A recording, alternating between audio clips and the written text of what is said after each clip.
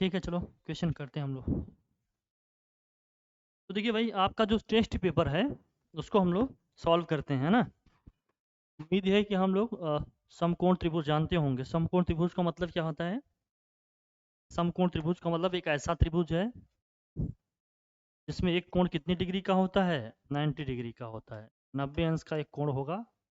मान लेते हैं ए बी सी एक ट्रायंगल है जिसमें बी क्या है, 90 अंश का है। अगर तो 90 अंश के सामने वाला जो भुजा होती है उसको बोलते हैं कर्ण। उसको क्या बोलते हैं हम लोग? कर्ण बोलते हैं। अगर कोण हम ये ले रहे हैं ना तो ये हमारा हो जाएगा आधार। ये हो जाएगा आधार, ये हो जाएगा क्या हमारा? लंब। लेकिन अगर हम ये ले रहे हैं, एंगल सी ले रहे हैं तो, लेकिन अगर हम एंगल ए ले रहे होते तो, मान लीजिए अगर एंगल ए ले रहे हैं तो मान लीजिए ए बी सी एक हमारा ट्रायंगल है जिसमें बी क्या है। अगर मैं एंगल ए ले रहा होता, ये वाले एंगल की मैं बात करता, तो कर्ण की ना जो पोजीशन है वो तो हमेशा वही रहेगी। कर्ण हमेशा 90 अंश के सामने वाली जो भुजा होती है वही हमारा क्या होता है? कर्ण होता है। तो कर्ण की पोजीशन में तो कोई चेंज नहीं आएगा। लेकिन अगर मैं एंगल ये लूंगा ना तो ये हमारा क्या हो जाएगा? आधार हो जाएगा। और ये हमारा क्या हो जाएगा? लंब हो जाएगा। इनको ध्यान रखना है। अब साइन कॉस टेन का ध्यान रखना। साइन बराबर क्या होता है? साइन ए, साइन बराबर क्या होता है? लंब बटे आधार होता है। लंब बटे कर्ण होगा दोस्त। लंब बटे क्या होगा? कर्ण। कॉस बराबर क्या होगा ये ध्यान रखना। जैसे इसमें लंब क्या है? लंब हमारा ए बी है, सॉरी लंब हमारा इसमें क्या है? बी सी है। कर्ण क्या है हमारा? ए सी है। कॉस में क्या होता है? आधार अपॉन कर्ण होता है। आधार बटे क्या होता है? कर्ण होता है। ठीक है। टेन की जब हम बात करेंगे तो टेन बराबर क्या होता है? लंब बटे आधार होता है। लंब बटे। फिर कौशिक ए की बात करेंगे तो साइन का जस्ट उल्टा होता है। कौशिक की बात करेंगे तो साइन का जस्ट क्या होता है? उल्टा होता है। तो कौशिक ए बराबर क्या होता है? ये होता है कर्ण बटे लंब। कर्ण बटे क्या होता है? लंब। मतलब साइन का उल्टा होता है। 1 अपॉन साइन ए कर देंगे। 1 बटे साइन जो होगा वो कौशिक ए की वैल्यू होगी। अगर साइन ए की वैल्यू हमें आती है तो कौशिक ए की वैल्यू यहाँ से निकल जाएगी। ठीक है। चलिए, अब कॉस ए के हो गया तो कॉस ए का भी इसी तरह से निकल जाएगा। कॉस ए है तो सेक ए का कैसे निकलेगा? सेक ए बराबर क्या होगा? कॉस का उल्टा होता है। ये होता है कर्ण बटे आधार। कर्ण बटे क्या होगा? ये आधार होगा।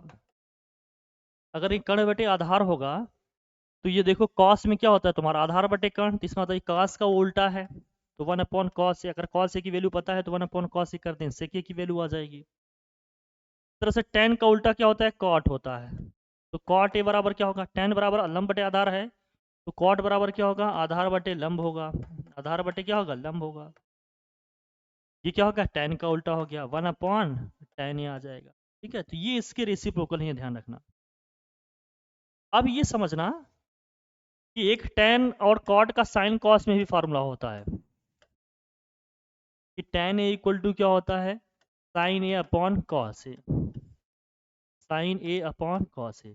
और कॉट ए इक्वल टू क्या होता है? कॉस ए अपॉन साइन ए। एक टेन और कॉट का साइन कॉस में भी वैल्यू होती है, वो भी ध्यान रखना है। ठीक है। क्या वैल्यू होगी ये हमने समझ लिया इसमें। ठीक है, ये सब आना ही चाहिए, नहीं तो फिर क्वेश्चंस नहीं होंगे। अगर होंगे भी तो फिर प्रॉब्लम होगी। एक बार जल्दी से उसको देख लीजिए, इसका स्क्रीनशॉट ले लो या आराम से लिख लीजिएगा आप लोग इसको। ओके, चलिए ठीक है। फिर अगले की बात करेंगे हम। अब जो क्वेश्चन है उसको हम डिस्कस करते हैं, आराम से एकदम पढ़ते हैं। क्वेश्चन जो हैं आप लोगों के वो आ गए हैं हमारे पास, उसको हम एक एक करके डिस्कस करेंगे। फिर आपको जो डाउट होगा आप लोग बताइएगा, दोबारा उसको समझेंगे हम। हाँ, ठीक है। जैसे आप लोगों ने कहा था ट्रू एंड फॉल्स आपको डिस्कस करने की जरूरत नहीं, मतलब सत्य असत्य वाले नहीं देखने हैं, जो सेकंड क्वेश्चन से हैं उसको देखने हैं, है ना। ठीक है, चलिए फिर। या इसमें यदि 15 कॉट ए बराबर क्या होता है? 8/15। इसमें एक पाइथागोरस का थ्योरम, ये भी ध्यान रखना। पाइथागोरस का जो प्रमेय है वो क्या है? अगर ये कर्ण है हमारा, ये मान लो हमारा आधार है, ये हमारा अगर लंब है, पाइथागोरस का प्रमेय क्या कहता है? पाइथा पाइथागोरस का प्रमेय क्या कहता है? पाइथागोरस का प्रमेय। पाइथागोरस का प्रमेय हमसे क्या कहता है ये समझो। पाइथागोरस साहब जो थे, उनका जो एक प्रमेय था वो क्या कहता है? पाइथागोरस का प्रमेय ये कहता है कि कर्ण का स्क्वायर बराबर होगा हमारा लंब का स्क्वायर प्लस आधार का स्क्वायर। अगर शॉर्ट में इसको लिखें तो ये क्या होगा, कर्ण को बोलते हैं हाइपोटेन्यूज, तो एच स्क्वायर इक्वल टू क्या होता है, लंब को बोलते हैं परपेंडिकुलर पी का स्क्वायर, आधार को बोलते हैं बेस, तो हो जाएगा ये बी का स्क्वायर।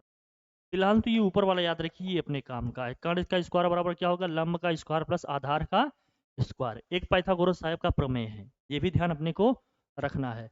कर्ण की पोजीशन हमेशा ध्यान रखना कि कर्ण हमेशा क्या होगा, 90 अंश के सामने वाला जो कोण भुजा होती है हमारी, वो हमेशा क्या होती है, कर्ण। कर्ण की पोजीशन में कोई चेंज नहीं आएगा, चाहे हम एंगल यहाँ पे लें चाहे यहाँ पे लें। अगर यहाँ लेंगे तो ये हमारा आधार हो जाएगा ये लंब, अगर हमने कोण यहाँ पर लिया तो ये हमारा आधार हो जाएगा ये लंब, उल्टा हो जाता है, ये ध्यान रखना।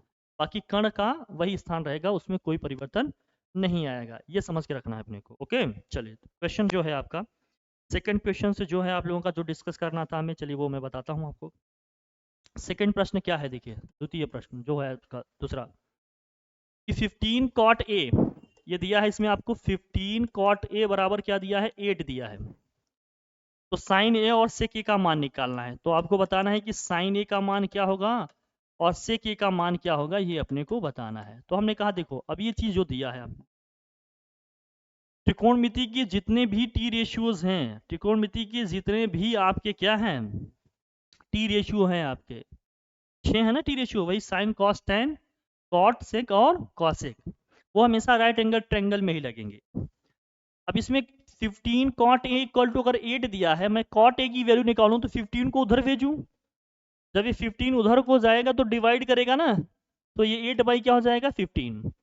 और कॉट के फॉर्मूले हम जानते हैं, कॉट इक्वल टू क्या होता है, आधार बटे लंब होता है, ये हो जाएगा आधार और ये क्या हो गया हमारा लंब हो गया।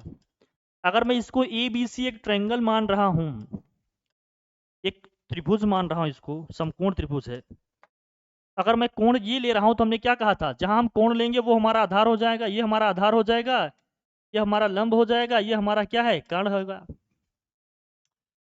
तो आधार बटे अगर लंब होता है तो आधार कितना हो गया, आधार यहाँ दिया है कितना, हमें आधार दिया है 8, आपका ये 8 है, लंब कितना है 15, तो लंब हो गया 15, लेकिन कर्ण हमें नहीं दिया है।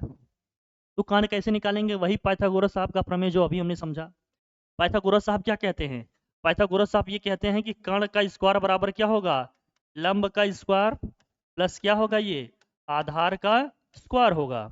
ओके ठीक है, ये पाइथागोरस साहब का प्रमेय है, अभी हम लोगों ने देखा इसे। तो कर्ण हमें नहीं पता है, कर्ण निकालना है तो वैल्यू रखेंगे। कर्ण अगर हमें निकालना है तो क्या करना है भाई, अब वैल्यू रखो इसको, तो कर्ण का स्क्वायर बराबर क्या हो जाएगा, यहाँ से लंब कितना है हमारा 8 है, यहाँ पर 8 का स्क्वायर, आधार कितना है हमारा 15 है, तो 15 का स्क्वायर, 8 का स्क्वायर कितना होगा, 8 का स्क्वायर हो जाएगा हमारा 64, 8 का स्क्वायर हो जाएगा अपना 64, और 15 का स्क्वायर कितना हो जाएगा 225 होगा, दोनों को जोड़ देंगे हो जाएगा 289। अब कर्ण का स्क्वायर बराबर 289 है, कर्ण की वैल्यू निकालनी है तो हम क्या लेंगे, वर्गमूल लेंगे, स्क्वायर रूट निकालेंगे इसका। तो हम देखेंगे किसका स्क्वायर है, ये 289 बेसिकली किसका होता है, ये 17 का स्क्वायर होता है, किसका स्क्वायर होता है 17 का स्क्वायर।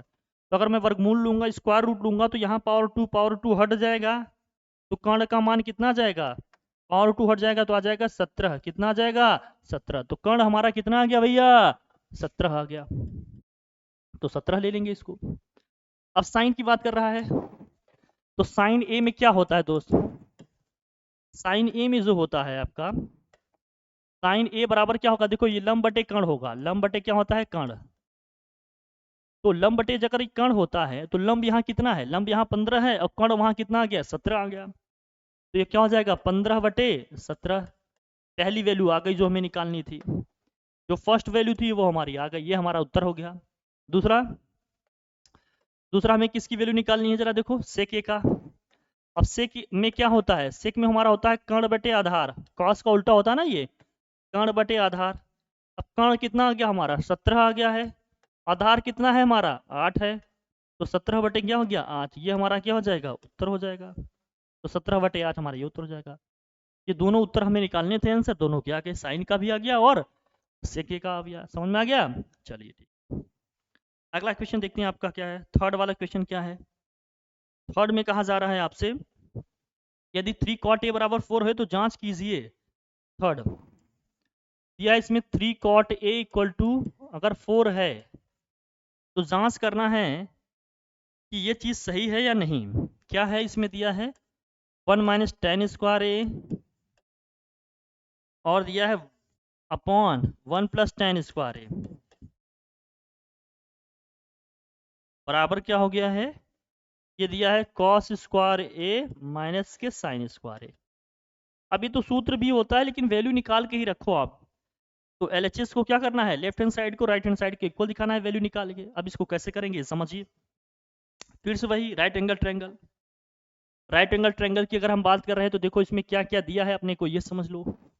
ये लेंदी मेथड है लेकिन हम आपको जब पढ़ाएंगे इसको, अभी जल्दी ही आप लोगों की क्लासेस लाइव स्टार्ट करने वाले हैं, तो वहाँ हम बताएंगे कि चीज़ों को अब इतना न जाकर डायरेक्ट कैसे लिखते कैसे करते, वो सब आर्ट वो जो टेक्निक है वहाँ सिखाएंगे। फिलहाल तो अभी पेपर कर लेते हैं हम लोग, क्योंकि वो टेक्निक सिखाने के लिए बहुत सारे बैकग्राउंड में चीज़ें समझनी पड़ेंगी। तो अभी वो वक्त ज़्यादा लग जाएगा, तो उसको हम लोग जब क्लासेस करेंगे तो डिटेल में बता देंगे आपको। अभी ये समझ लेते हैं कि कैसे करते हैं इसको। तो अब फिर से वही ट्रायंगल बना लो, ये ए बी सी है मान लेते हैं, ये ए है ये बी है। अब हमने कोण यहाँ ले लिया है ए, तो ये हमारा आधार हो जाएगा, ये हमारा लंब हो जाएगा। कर्ण तो हमेशा 90 अंश के सामने वाला भी होगा, यही होगा समझ लो। अब 3 cot a इक्वल टू ये है, तो यहाँ से cot a की वैल्यू निकालेंगे, 3 को नीचे भेजेंगे, तो cot a बराबर क्या हो जाएगा 4/3 आ गया। और cot में क्या होता है दोस्त, आधार बटे लंब होता है, आधार बटे क्या हो गया लंब। तो आधार कितना है अपना, आधार आ गया 4 और लंब कितना हो गया, लंब यहाँ आ गया 3।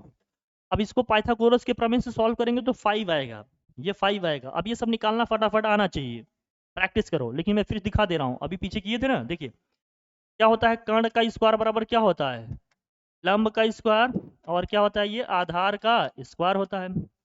कर्ण हमें निकालना है, लंब अपने को कितना दिया है 3 दिया है, 3 का स्क्वायर, आधार कितना दिया है 4, 4 का स्क्वायर, 3 का स्क्वायर करेंगे कितना होगा 9, 4 का स्क्वायर करेंगे कितना आएगा 16, दोनों को प्लस करेंगे 25, 25 क्या होता है 5 का स्क्वायर। तो कर्ण का स्क्वायर बराबर क्या है 5 का स्क्वायर, वर्गमूल लेंगे स्क्वायर रूट लेंगे तो पावर 2 हट जाएगा, तो कर्ण का मान कितना आ जाएगा, कर्ण आ जाएगा यहाँ 5, ये हमने निकाल लिया 5, ये डायरेक्ट अभी मैंने लिख दिया था। अब ऐसी चीज़ प्रैक्टिस में होनी चाहिए, कैलकुलेशन करो स्क्वायर रूट लो फिर इस तरह से निकालना है, ठीक है। चलिए, अब जरूरी नहीं कि हर बार यही दिया रहे, कभी कभी कर्ण दिया रहेगा लंब दिया रहेगा, हमसे आधार पूछा जाएगा, तो सूत्र यही यूज करना है, इसी से करना है, ठीक है। अभी देखेंगे अगर कहीं आता है ऐसा तो बताते हैं, नहीं होगा तो हम लोग जब पढ़ेंगे चैप्टर तो डिटेल में बताएंगे। अब लेफ्ट हैंड साइड की वैल्यू निकालते हैं, इसकी भी वैल्यू निकालते हैं, इसकी भी। अब यहाँ सबकी एक एक वैल्यू निकाल लो, देखो भाई अब ये आ गया। अब इसमें क्या क्या है, कॉट है तो tan का निकाल लोगे, tan क्या होता है कॉट का जस्ट उल्टा ही होता है, tan तो कॉट का जस्ट उल्टा ही होता है। अगर कॉट a की वैल्यू ये है तो tan a क्या हो जाएगी, जैसे इसी का उल्टा होना होता है 3y क्या हो जाएगा 4 हो जाएगा। tan जो है कॉट का उल्टा होता है ना, या कॉट tan का उल्टा होता, बात एक ही है, तो ये आ जाएगा। हमें किसकी किसकी वैल्यू चाहिए, साइन और कॉस की चाहिए। तो कॉस में क्या होता है दोस्त, कॉस की जब बात करते हैं, जब हम साइन की बात करते हैं, तो कॉस में क्या होता है आधार बटे कर्ण, आधार यहाँ कितना है 4 है, कर्ण कितना है 5 है, तो ये आ जाएगा 4/5। साइन का क्या होता है लंब बटे कर्ण, लंब कितना है 3 और कर्ण कितना है 5, तो ये आ जाएगा 3/5। दोनों की वैल्यू हमने लिख ली। अब left hand side right hand side में वैल्यू रखते हैं, देखिए इक्वल आता है कि नहीं, इक्वल आता है तो सही है, नहीं तो नहीं, ये आएगा ही इक्वल, ये है सही, मैं पहले ही बता दे रहा हूँ ये आएगा इक्वल, ये सही है, फार्मूला ही है ये। लेकिन चूंकि आपको बताया नहीं गया होगा तो मैं इसको करके दिखा देता हूँ। तो 1 माइनस टेन स्क्वायर है, टेन की वैल्यू कितनी है 3/4, तो 3/4 का क्या होगा ये स्क्वायर होगा, रख दे। 1 प्लस 3/4 मतलब 3/4 का क्या होगा स्क्वायर होगा, यहाँ रख देते हैं। वहां रखते हैं कॉस स्क्वायर ए की वैल्यू कितनी है, कॉस ए की वैल्यू है 4/5, स्क्वायर है तो स्क्वायर कर देंगे। साइन की वैल्यू कितनी है 3/5, स्क्वायर है तो क्या कर देंगे स्क्वायर कर देंगे, कोई दिक्कत नहीं। चलिए ठीक है, अब इसको सॉल्व करते हैं दोस्त। सॉल्व करेंगे तो 3/4 इसका स्क्वायर करेंगे कितना आएगा यहाँ, जब इसका सॉल्व करेंगे तो ये 1 माइनस 3 का स्क्वायर कितना होगा 9, 4 का स्क्वायर क्या होगा 16, दिस होल अपॉन कितना होगा ये, इसको सॉल्व करेंगे 1 प्लस 3 का स्क्वायर 9, यहाँ होगा 16, यही चीज आएगा यहाँ भी। यहाँ आएगा 16/25, यहाँ आएगा 9/25, बहुत बढ़िया।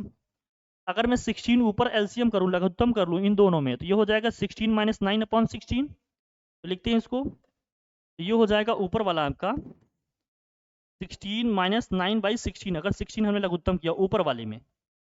अब ऊपर देखिए फिर क्या होगा, नीचे वाले में इसी तरह से 16 अगर हमने ऐसे किया तो ये 16 प्लस क्या हो जाएगा आपका 9, उधर क्या होगा अगर 25 दोनों में एलसीएम कर लिया हमने तो कितना आ जाएगा ये 16 माइनस 9 सीधे सीधे माइनस हो जाएगा, ठीक है। अब देखिए 16 यहाँ भी है, यहाँ भी है, दोनों के नीचे में है, तो ये कैंसिल हो जाएगा, ऊपर जाएगा, तो यहीं कैंसिल कर ले रहे हैं इसको। ये 16 से 16 क्या हो गया, कैंसिल।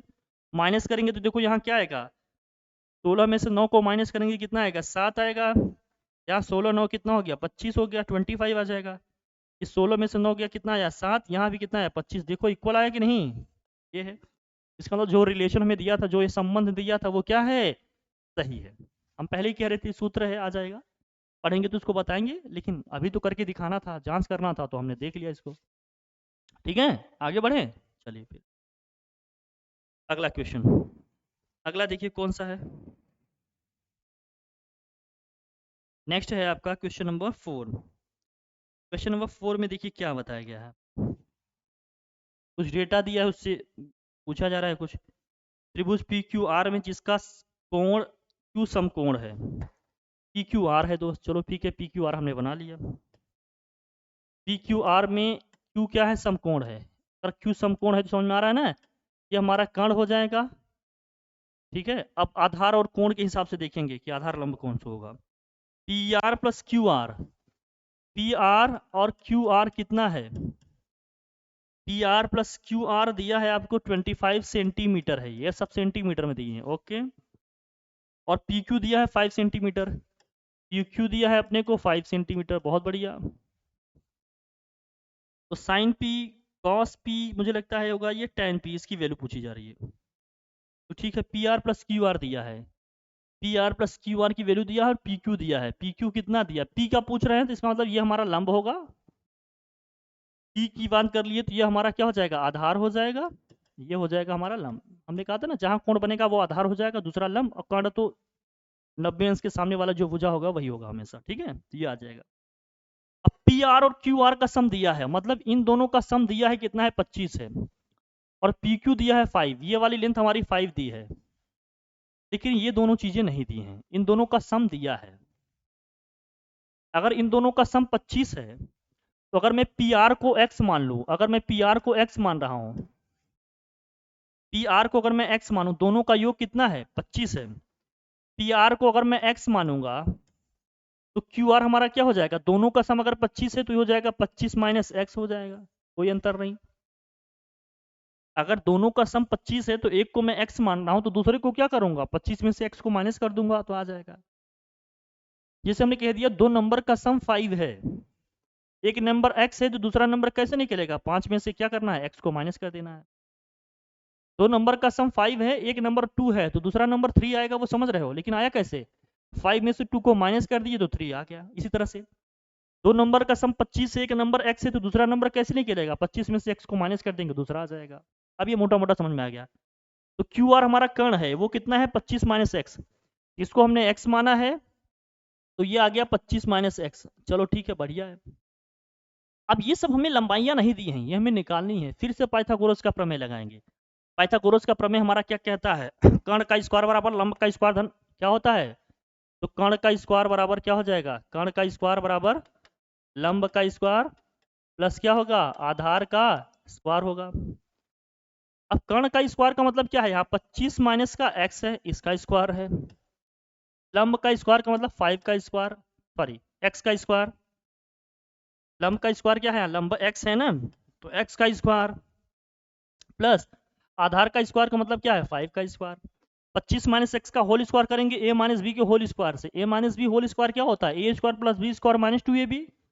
a के प्लेस पे 25 है, b के प्लेस पे क्या है, x है, होल स्क्वायर कर देते हैं, तो 25 का स्क्वायर प्लस एक्स का स्क्वायर माइनस 2 इंटू 25 इंटू क्या हो गया, ये x हो गया, इक्वल टू में यहाँ x का स्क्वायर ही होगा, 25 का स्क्वायर 5 का स्क्वायर कितना हो गया, 25 हो गया, चलो लिख लिए। अब यहाँ 25 का स्क्वायर कितना आएगा, 25 का स्क्वायर आता है 625, ये सब आना चाहिए, एक्स स्क्वायर माइनस ये 25 दूना 50, ये हो जाएगा माइनस के 50 एक्स बराबर क्या हो गया, एक्स स्क्वायर प्लस 25। जो चीज़ कैंसिल हो रहे हैं सेम साइन वाले हैं उनको कैंसिल कर लो। क्या क्या कैंसिल हो रहा है, तो यहाँ एक्स स्क्वायर भी है, यहाँ भी एक्स स्क्वायर, दोनों धनात्मक हैं, ये कट जाएंगे। नंबर को एक तरफ कर लो और एक्स को एक तरफ भेज दो। नंबर को एक तरफ करेंगे तो ये 25 इधर आकर माइनस होगा 625 में, ये हो जाएगा 625 माइनस का 25, ये माइनस का 50 उधर जाएगा तो प्लस का 50 एक्स हो जाएगा। 625 में 25 माइनस करेंगे तो कितना आ जाएगा, ये 600 आ जाएगा, बराबर कितना हो गया 50x। अब x की वैल्यू निकालनी है तो क्या करना पड़ेगा हमें, हम इसको इधर लिखते हैं, देखो जरा। x की वैल्यू निकालनी है तो हम क्या करेंगे, x की वैल्यू निकालनी है तो यहाँ से 50x बराबर कितना है 600 है। तो x बराबर क्या हो जाएगा 600 बटे 50। एक जीरो से एक जीरो कट गया, 5 से काटो, 5 एक कम 5, 5 दूनी 10। तो x की वैल्यू कितनी आ गई 12। अगर x की वैल्यू 12 आ गई तो देखो लंब, इसका मतलब हमारा क्या हो गया, ये 12 हो गया, लंब 12 हो गया। अब x की वैल्यू यहाँ 12 रखेंगे तो ये कितना होगा 25 माइनस 12 कितना आ गया 13। इसका मतलब कर्ण आ गया हमारा 13, लंब है हमारा 12 और आधार कितना है 5। अब जो हमें वैल्यू निकालनी है उसी तरह से इसको देखते हैं एक एक की। इसकी कैसी वैल्यू पूछी गई थी, साइन पी कॉस पी और टेन पी की। चलो वैल्यू निकाल लेते हैं। तो साइन पी की वैल्यू क्या होगी, देखो साइन पी, साइन में क्या होता है भैया लंब बटे कर्ण होता है। लंब बटे क्या होता है कर्ण। पी ले रहे हैं तो आधार ये हमारा लंब ये है, तो लंब क्या है 12 है, कर्ण क्या है 13 है। तो 12 बटे क्या आ जाएगा ये 13 आ जाएगा, मतलब 12 क्या हो जाएगा 13। ये पहला आंसर हो गया हमारा। This is Y first answer. Second में आ जाओ भाई। अगर मैं cos p की बात करूंगा तो cos p इक्वल टू क्या हो, cos में क्या होता है आधार बटे कर्ण होता है दोस्त। ये आधार बटे क्या होता है कर्ण होता है। आधार हमारा कितना है 5 है, कर्ण कितना है 13 है। तो 5 बाई क्या होगा ये 13 हो गया। ये हमारा दूसरा आंसर हो गया, इसमें कोई दिक्कत नहीं, कोई आपत्ति नहीं होनी चाहिए हमें। ठीक है बहुत बढ़िया आ गया आंसर। 5 बाई क्या गया 13। अब हम बात करेंगे किसकी, tan की। tan का भी पूछा जा रहा है भाई। तो tan p इक्वल टू क्या होगा, tan में क्या होता है लंब बटे आधार। तो लंब बटे आधार की जब आप बात करिएगा तो लंब कितना है, यहाँ पर 12 है, आधार कितना है 5 है। तो ये कितना जाएगा 12/5 हो जाएगा। ये हमारा थर्ड आंसर हो गया। ठीक है भैया, यही हमसे तीनों चीज़ें पूछी जा रही थी, पूरी कहानी बस इतनी थी। ठीक है, उम्मीद है कि हमें समझ में आ रही हैं चीज़ें। ओके आगे बढ़ें, चलिए ठीक है बहुत बढ़िया। नेक्स्ट क्वेश्चन क्या है आप लोगों का, देखिए ये अच्छा क्वेश्चन था थोड़ा सा। क्वेश्चन नंबर 5, क्वेश्चन नंबर 5 ठीक है। अगर स्क्रीनशॉट वगैरह लेना चाहते हैं तो आप लोग ले लीजिए जल्दी से, या लिखना चाहते हैं जल्दी से लिख फटाफट करिए। नेक्स्ट, अब आइए आपका क्वेश्चन नंबर कौन सा है 5। क्वेश्चन नंबर 5 क्या कह रहा है आपका, देखिए क्वेश्चन नंबर 5 में है यदि tan a प्लस बी बराबर कितना हो, a प्लस बी बराबर कितना है 1/√3। tan का a प्लस बी बराबर कितना है 1/√3, वेरी गुड। और tan a minus B equal to, हाँ a प्लस बी यही दिया है, a माइनस बी यही दिया है। ओह ये कैसे हो, ठीक है। और a माइनस बी भी कितना दिया है, a माइनस बी भी दिया है 1/√3। बहुत ही गजब कर। और a प्लस बी क्या है ना, a प्लस बी जो है आपका इसमें ये भी दे रहे हैं ये 0 degree is less than a plus B is less than or equal to 90 degree. मतलब ये पॉसिबिलिटी है a प्लस बी की वैल्यू यहाँ। और a जो है ना वो b से बड़ी है, ये भी कहा जा रहा है। ठीक है भाई, तभी तो ये पॉजिटिव आएगा। तो a और b का मान ज्ञात कीजिए। तब a और b का क्या करना है अपने को, मान ज्ञात करना है। चलो ठीक है, लेकिन क्या ये क्वेश्चन ठीक है, वेरी गुड। अगर ये क्वेश्चन ठीक है तो क्या होना चाहिए था, देख लेते हैं। a और b का मान निकालना है तो यहाँ से निकालते हैं, ये भी 30 आ जाएगा, ये भी 30। चलो पहले से कर लेते हैं। पहले वाले में देखो tan कितने का मान 1/√3 होता है भैया। तो tan कितने का मान 1/√3 होता है, उधर लिख देंगे। tan 30 डिग्री का होता है, ये 30 का हो जाएगा। तो यहाँ से देखो tan a प्लस बी बराबर tan 30 है, तो इसका मतलब a प्लस बी बराबर कितना आ जाएगा, a प्लस बी बराबर 30 डिग्री आ गया। This equation first. दूसरे में भी देखो कितना आता है, tan का दिया है तुम्हारा a माइनस बी, इसमें भी दिया है 1/√3, तो ये भी हो जाएगा tan 30 डिग्री। तो tan a माइनस बी बराबर tan 30 है, तो यहाँ a माइनस बी बराबर भी कितना हो गया हमारा 30 डिग्री हो गया। दिस इक्वेशन 2 हो। अब a प्लस बी भी हमारा आ रहा है 30 डिग्री और a माइनस बी भी आ रहा है हमारा 30 डिग्री, तो ठीक है। अब जब दोनों समीकरण को हम क्या करेंगे, जोड़ेंगे। समीकरण एक में समीकरण को दो को अगर हम जोड़ते हैं तो देखो जोड़ने पे क्या होगा, यहाँ प्लस बी है या माइनस बी, ये दोनों कट जाएंगे। लिख देता हूँ एक बार, a प्लस बी बराबर 30 डिग्री है और a माइनस बी बराबर भी क्या है 30 डिग्री है। जब दोनों को जोड़ेंगे तो ये b से b क्या हो जाएगा, कट जाएगा। ए प्लस ए क्या हो जाएगा 2a, और ये 30 प्लस 30 कितना हो जाएगा 60 हो जाएगा। तो 2 को उधर भेजेंगे तो उसको डिवाइड करेगा, तो ए बराबर कितना आ जाएगा 30 डिग्री। ए का मान आ गया 30 डिग्री। अब इस ए के मान को उठाकर क्या करेंगे हम, किसी भी समीकरण में रख देंगे। मान लीजिए समीकरण 1 में रख रहे हैं आप, तो समीकरण 1 से क्या हो जाएगा, समीकरण 1 में मान लीजिए आप रख रहे हैं तो क्या होगा, ए प्लस क्या था बी बराबर 30 डिग्री। ये अकेले 30 डिग्री आ गया, तो इसका मतलब बी कितने डिग्री आ गया भाई 0 डिग्री। ये 30 से 30 कट जाएगा ना, तो बी का मान कितना आ जाएगा 0 डिग्री। जो प्रश्न है उसके हिसाब से बी की वैल्यू 0 आएगी, ए की वैल्यू 30 आएगी। यही है, ए की वैल्यू बी से बड़ी भी आ रही है, दोनों का सम कर रहे हैं, देखो 90 से कम भी आ रहा है, दोनों को जोड़ेंगे तो 30 ही तो आ रहा है, यही मामला। ठीक है, चलिए ये था। अब अगले क्वेश्चन में आ जाते हैं, क्वेश्चन नंबर 6 में। क्वेश्चन नंबर 6 है तुम्हारा, इसमें लिखा गया है ये वैल्यू निकालनी है, इसके मान निकालने हैं। अब टेबल याद होना चाहिए, टेबल नहीं याद है तो हम अपने चैनल पे मैथ्स का जो FMCC वाला प्लेलिस्ट है उसमें हमने ट्रिग्नोमेट्रिक टेबल निकालने के ट्रिक भी बताए हैं, बहुत ही लाजवाब कॉन्सेप्ट भी बताए हैं। तो एक बार जाकर उसको देख लेना, सब समझ में आ जाएगा A to Z। टेबल याद करना भी सीख जाओगे, निकालना भी सीख जाओगे, और चीज़ों को समझाना या बहुत टिपिकल होगा तब भी चीज़ों को आसानी से वहाँ से वैल्यू निकला समझना याद करना सीख जाओगे। उसको देख लेना एक बार, ठीक है। चलिए फिर से बता रहा हूँ, मैथ्स का है FMCC वाला प्लेलिस्ट है, प्लेलिस्ट में आपको मिल जाएगा, वो टॉप पे ही है, ठीक है। चलिए 6 का पहला पार्ट क्या है, 6 का फर्स्ट वाला पार्ट है साइन 60 डिग्री, और है यहाँ cos 30 degree plus sign 30 degree और कॉस 60 डिग्री। सबका मान देखो याद रखना है। अब रखते हैं पहले वाले का, देखो साइन 60 की वैल्यू होती है √3/2, कॉस 30 की वैल्यू कितनी होती है √3/2, प्लस साइन 30 की वैल्यू होती है 1/2, कॉस 60 की वैल्यू होती है 1/2। अब देखो रूट में दो नंबर सेम है, मल्टीप्लाई करते हैं तो रूट हट जाता है ना, मतलब √x इंटू √x करेंगे तो x हो जाता है, रूट हट जाता है। मतलब √3 इंटू √3 करेंगे तो क्या आ जाएगा, बेसिकली ये 3 आ जाएगा। √3 इंटू √3 करेंगे तो 3 हो जाएगा, नीचे 2 इंटू 2 करेंगे 4 आ जाएगा, वहाँ 1 इंटू 1 करेंगे 1 ही आएगा, ये 2 इंटू 2 क्या होगा 4 होगा। 4 इसमें क्या करेंगे लघुत्तम LCM लेंगे तो 3 + 1 हो जाएगा। ये कितना आया 4, 4/4 कैंसिल कर देंगे दोस्त, कितना आ जाएगा 1, 1 हमारा क्या हो जाएगा आंसर, पहले का आंसर 1 हो जाएगा, वैल्यू निकाल ली हमने। ठीक है, चलिए सेकंड वैल्यू रख लीजिए फटाफट, बस इतना ही करना है। सेकंड क्वेश्चन जो है आपका, इसमें इसका देखते हैं वैल्यू क्या पूछा जा रहा है भाई। साइन 30 + tan 45 दिए हैं इसमें, sine sorry sine 30 + tan 45 minus का cosec 60, cosec क्या दिया है यहाँ 60 डिग्री, इस होल अपॉन यहाँ दिया है sec 30 degree plus cos 60 degree plus cot 45 value इसकी भी निकालनी है दोस्त, चलो फटाफट कर लेते हैं, वैल्यू रखते हैं।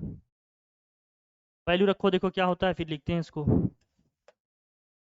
साइन 30 की वैल्यू कितनी होती है 1/2, tan 45 वैल्यू कितनी होती है 1, माइनस cosec 60 की कितनी होगी, साइन 60 की जो होती है उसका उल्टा करना पड़ेगा, cosec 60 की वैल्यू होगी 2/√3, क्योंकि साइन 60 की होती है √3/2, तो उल्टा हो जाएगा। यहाँ रखेंगे sec 30 की वैल्यू क्या होती है, जो cos 30 की होती है उसका उल्टा, cos 30 की वैल्यू होती है √3/2, तो ये हो जाएगा 2/√3, 2/√3 लिख दो। और cos 60 की वैल्यू क्या होती है 1/2 होती है, और cot 45 वैल्यू 1 होती है। अगर ऊपर नीचे देखा जाए, एलसीएम ले लो या जिस तरह से भी करना चाहते हैं हम लोग कर सकते हैं, देखो कैसे।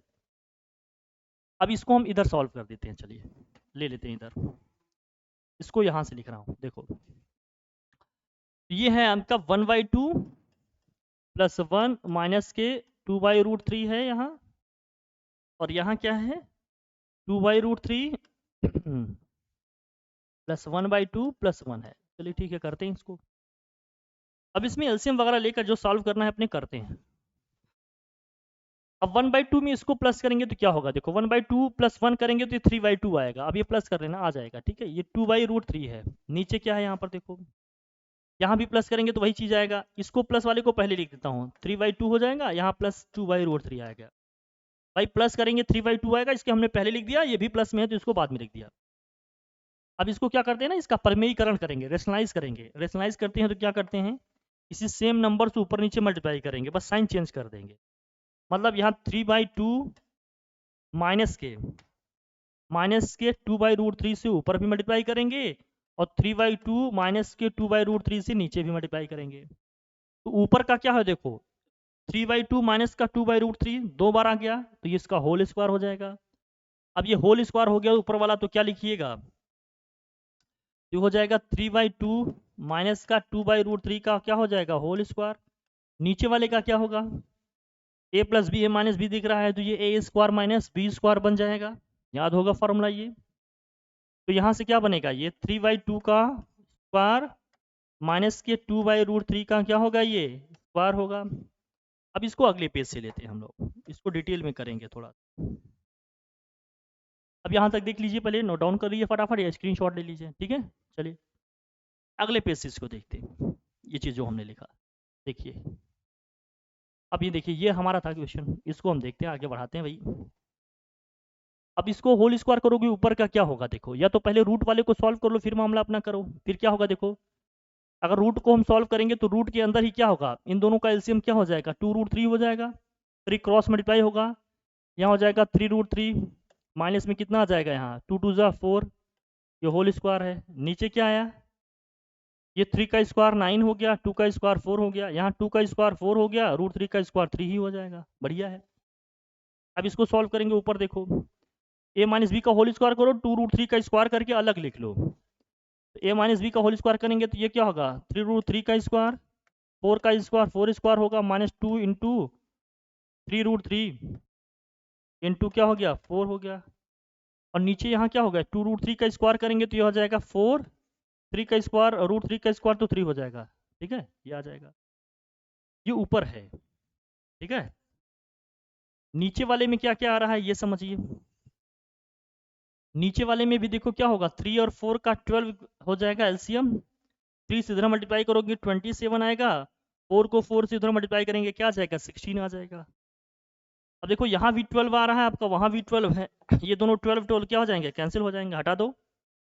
3√3 का स्क्वायर करेंगे क्या होगा, देखो 3√3 का जब स्क्वायर करेंगे, इसका मतलब 3√3 में 3√3 को मल्टीप्लाई करेंगे, तो 3 का 3 में मल्टीप्लाई करेंगे तो 9 हो जाएगा। 3 का 3 में मल्टीप्लाई करेंगे तो 9 हो जाएगा, लेकिन √3 को √3 में करेंगे तो 3 हो जाएगा। अब इसको मल्टीप्लाई करेंगे तो कितना आ जाएगा, 27 आ जाएगा। ठीक है, बहुत आसान है। ये हो गया पहले वाला 27। अब इसके बाद लिख रहा हूँ यहाँ से, देखो क्या आ गया 27। अब ये आ गया 27 प्लस 4 का स्क्वायर कितना आ जाएगा, 16 माइनस का कितना है ये, माइनस के। अब ये आ जाएगा 4 3 ज़ा 12, 12 2 ज़ा 24, 24√3 इस होल अपॉन ये कितना आ गया जरा बताओ। 27 में से अगर 16 माइनस करेंगे तो कितना आ जाएगा, ये 11 आ जाएगा, ये 11 है। आगे सॉल्व करेंगे इसको, 27 प्लस 16 कितना हो जाएगा तुम्हारा 43, 43 माइनस 24√3 दिस होल अपॉन कितना हो गया 11। ये इसका आंसर होगा। अगर बहुत डिटेल में सॉल्व करेंगे तो इतना आएगा, चाहे तो अलग अलग डिवाइड कर दो या इतना ही रख के छोड़ दो इसको। ठीक है, क्वेश्चन सही लिखा था हम लोगों ने, उम्मीद है कि लिखे होंगे सही। ठीक है, कौशिक दिया है यहाँ, ठीक है, देख दिया है यहाँ, कॉस दिया और दिया, बहुत बढ़िया, सही लिखा है। इस तरह से करिएगा इसको। ओके, चलिए क्वेश्चन नंबर 7, निम्नलिखित सिद्ध कीजिए कि जहाँ वे कोण जिनके व्यंजक परिभाषित हैं न्यून कोण है।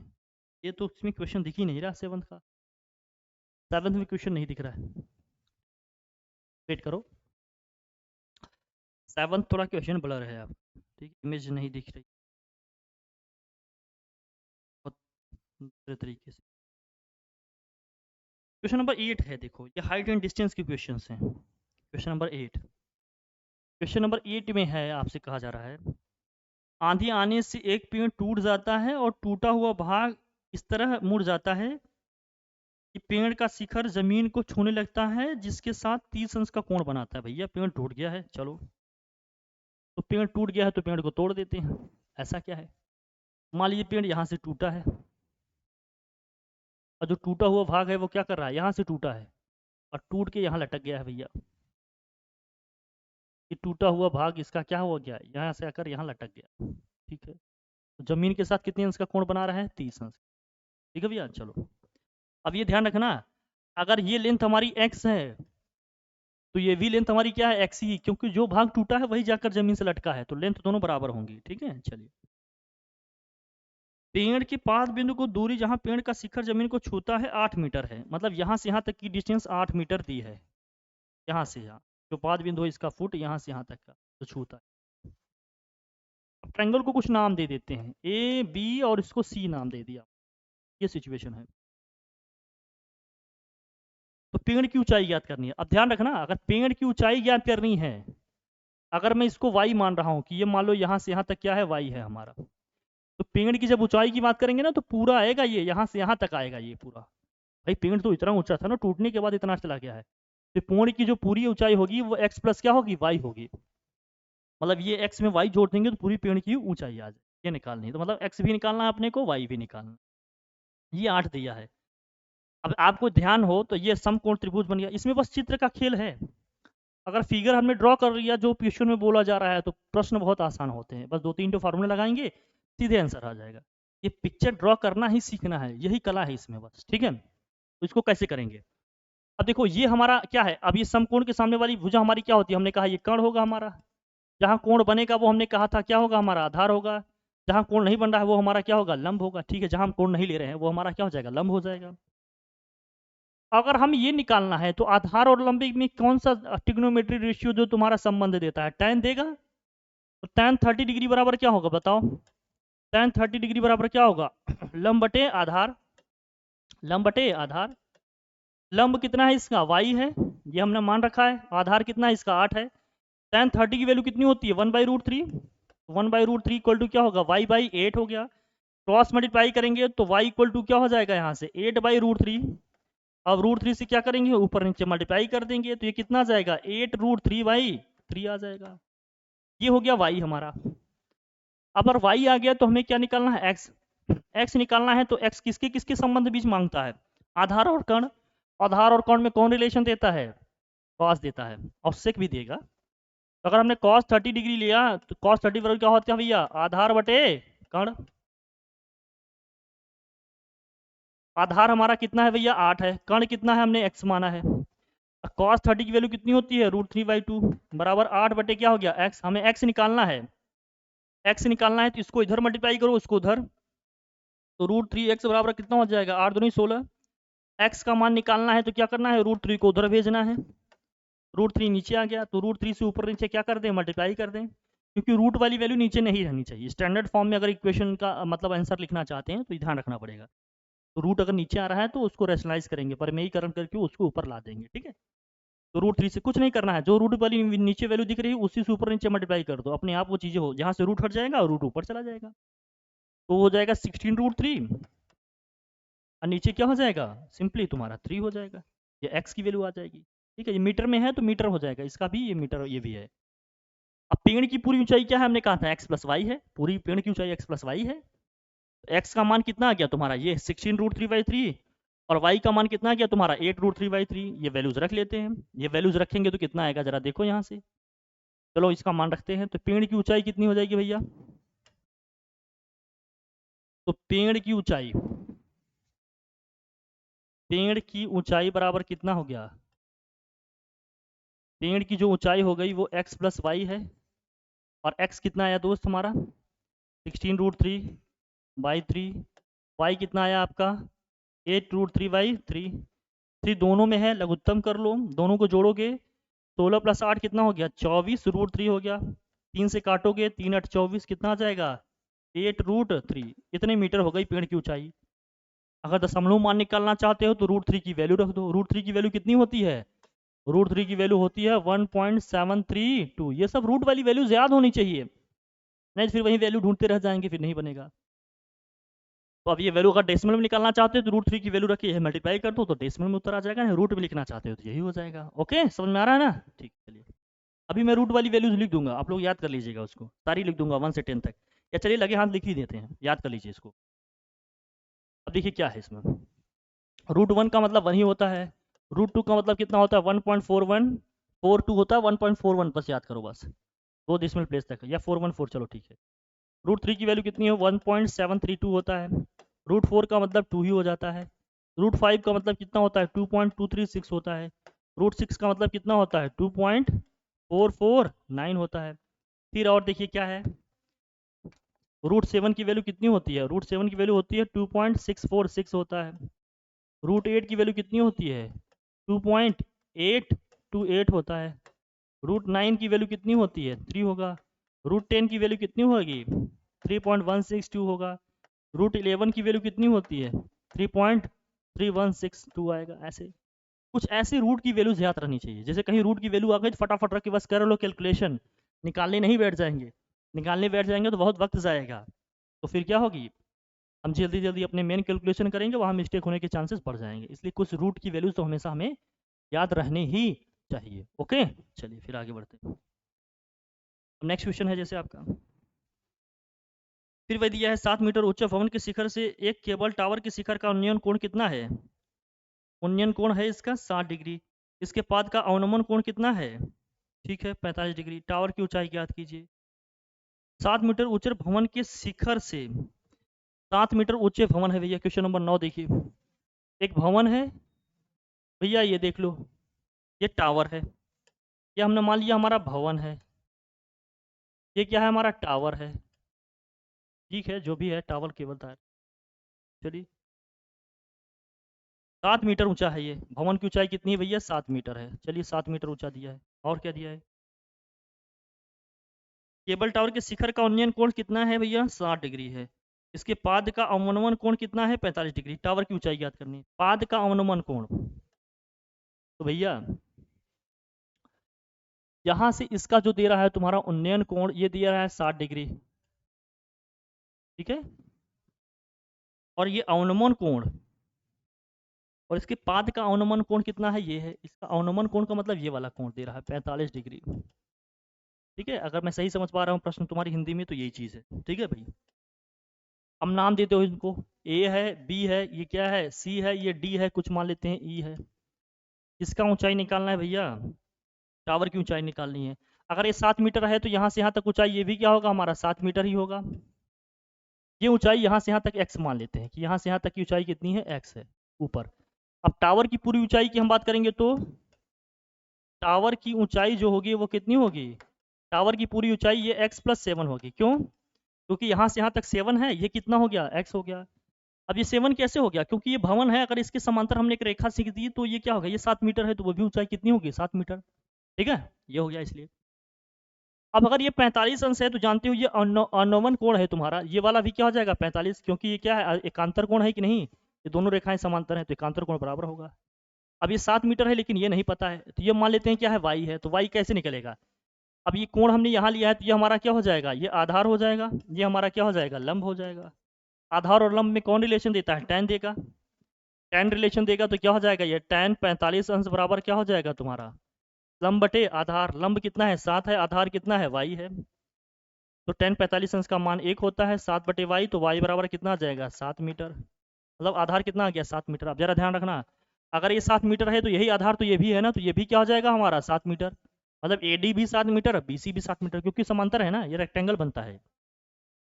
अब ये वाला अगर हम त्रिभुज लेंगे तो अभी हमें x निकालना है, ये दिया है ये आधार है, तो ये भी tan फिर से लगाएं, tan 60 डिग्री लगाओ।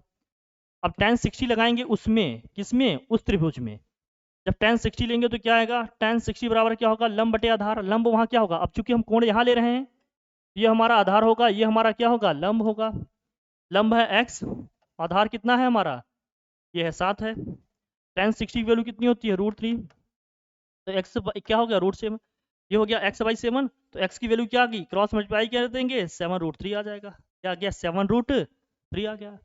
अब टावर की ऊंचाई निकालनी है, टावर की ऊंचाई क्या है x+7 है, x की वैल्यू कितनी आ गई 7√3, यहाँ रख देंगे 7√3, और ये क्या है +7, 7 कॉमन कर लो, 7 कॉमन कर लेंगे क्या आ जाएगा √3 + 7। फिर से वही मैंने कहा, अगर दशमलव मान निकालना है तो √3 की वैल्यू हमने बताई रख के बस मल्टीप्लाई कर देना, दशमलव में आंसर आ जाएगा, नहीं इतना लिख के छोड़ देना, ठीक है। ओके चलिए आगे बढ़े।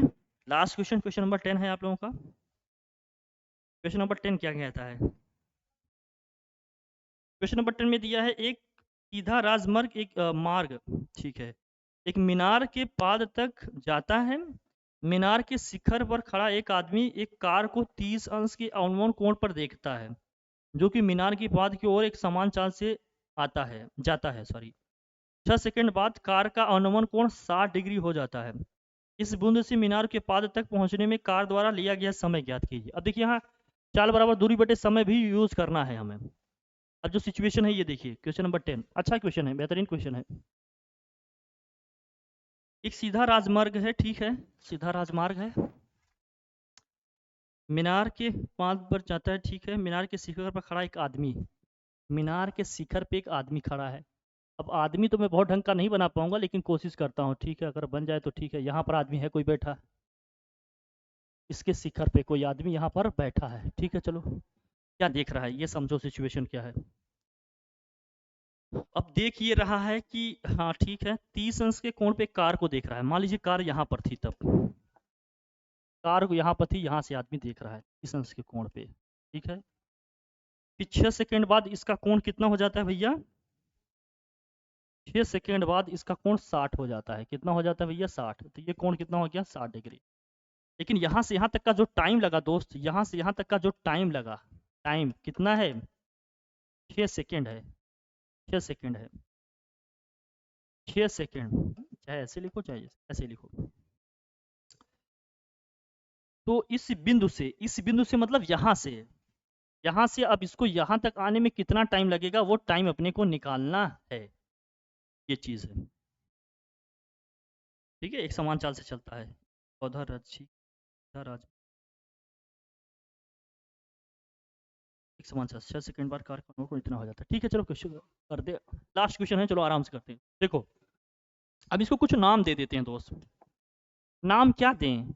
इसको ए लिख लेते हैं, इसको बी लिख लेते हैं, ये सी लिख लेते हैं, ये पॉइंट हमारा क्या है? डी है। कुछ नाम दे देते हैं ट्रायंगल वगैरह, ताकि करने में सुविधा हो। अब पहले तो ये समझो कि चाल बराबर क्या होता है? दूरी बटे समय। चाल बराबर होती है दोस्त दूरी बटे समय। चाल बराबर होता है दूरी बटे समय। चाल को अगर मैं v मान रहा हूँ, दूरी को अगर मैं x मान रहा हूँ, समय को अगर मैं t मान रहा हूँ, दूरी में x मान रहा हूँ, चाल को v मान रहा हूँ और समय को t मान रहा हूँ। ये समय दिया है दोस्त, समय कितना दिया? 6 सेकंड। अगर मैं दूरी ए बी निकालूं कि ए से बी तक में वो कितनी दूरी तय किया, तो दूरी बराबर क्या होगा? यहाँ से जरा देखना, तो दूरी बराबर होगा तुम्हारा चाल गुणे समय। चाल गुणे क्या हो जाएगा? ये समय हो जाएगा। ये चाल गुणे क्या हो जाएगा? समय। भाई सीधे मल्टीप्लाई कर देंगे, क्रॉस, ये आ जाएगा चाल बटे समय। अब यहाँ समझना, तो यहाँ से x बराबर क्या हो गया तुम्हारा? x बराबर आ गया ये vt आ गया, मतलब चाल गुणे क्या हो गया? समय है, मतलब वेलोसिटी इनटू टाइम है।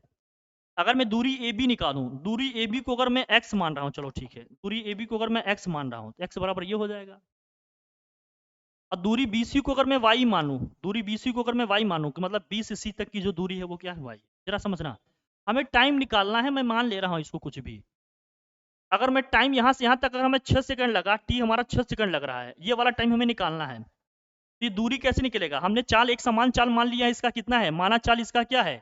माना इसका चाल v है, समय 6 सेकंड का लग रहा है, तो यहाँ यहाँ t दिख रहा है, तो मैं यहाँ 6 रख दूं तो x बराबर क्या आ जाएगा? 6v आ गया। x बराबर क्या आ गया? 6v आ गया। 6v कैसे आ गया भाई? यही है, दूरी बराबर क्या हो गया? चाल गुणे समय, समय 6 सेकंड का लग रहा है, चाल में 6 से मल्टीप्लाई कर दी, दूरी आ गया। इसमें कोई दिक्कत नहीं है। तो ये आ गया x बराबर 6v, यहाँ से यहाँ तक 6v आ गया, ये x आ गया हमारा 6v। अब चलो देखो, ये y है, ठीक है। अगर मैं यहाँ से यहाँ तक का टाइम t मान रहा हूँ, तो y बराबर क्या होगा? चाल तो अभी भी v ही है, चाल तो v ही है ना, दूरी हमारी y है, और दूरी बराबर हमने क्या कहा? चाल गुणे से क्या होगा? समय होगा। तो दूरी y बराबर यहाँ से क्या हो जाएगा? y बराबर चाल कितना है? हमने v माना है ना, चाल v माना है, समय t है, तो y बराबर क्या होगा?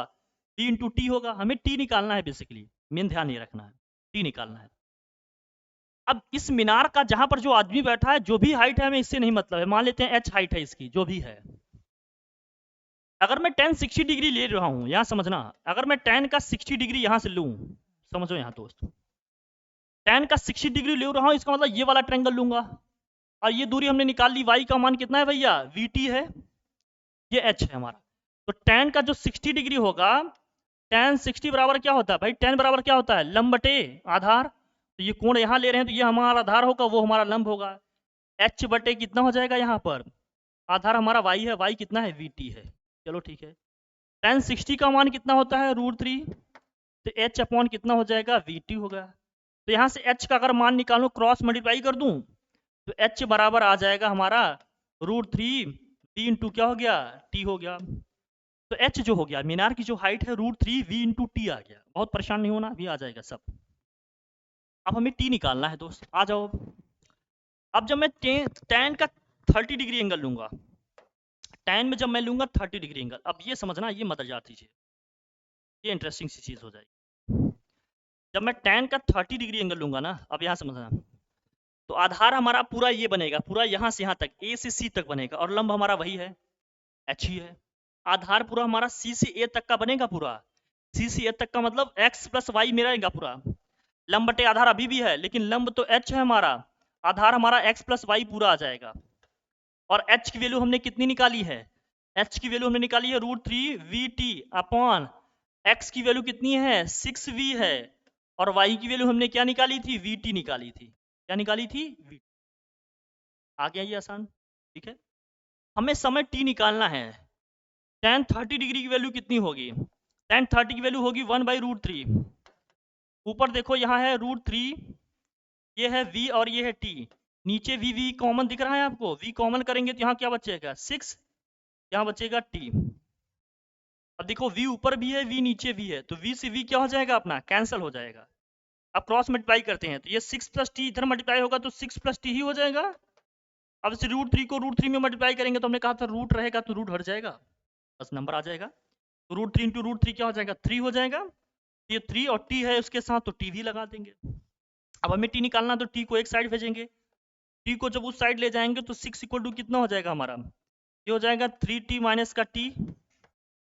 3t में से एक t को माइनस करेंगे तो कितना आ जाएगा, ये 2t आ जाएगा। तो 6 बराबर क्या हो गया, 2t। और t की वैल्यू निकालनी तो इसको डिवाइड करें, या कितना हो जाएगा 3, ये कितना हो जाएगा 3।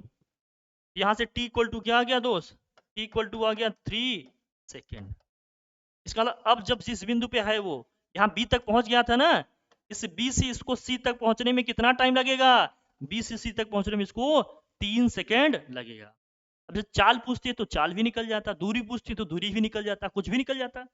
जैसे समय हमने निकाल लिया, अब चाल निकालना होगा तो क्या होगा, किसी भी क्वेश्चन में रख के इसका चाल निकाल लेंगे, दूरी निकाल लेंगे, हर चीज पता चल जाएगा तुम्हें।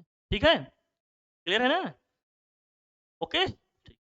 तो ये हमें क्वेश्चन करना कि इस पाद से इसको यहाँ तक पहुंचने में कितना टाइम लगेगा, मतलब इस पॉइंट से इसके मतलब मीनार की जो पाद है, जो फुट है, वहां तक पहुंचने में कितना टाइम लगेगा, तो 3 सेकेंड का। अच्छा क्वेश्चन था, लेकिन प्रैक्टिस करना पड़ेगा इन चीज़ों के लिए। प्रैक्टिस करेंगे तो सारी चीज़ें आने लगेंगी।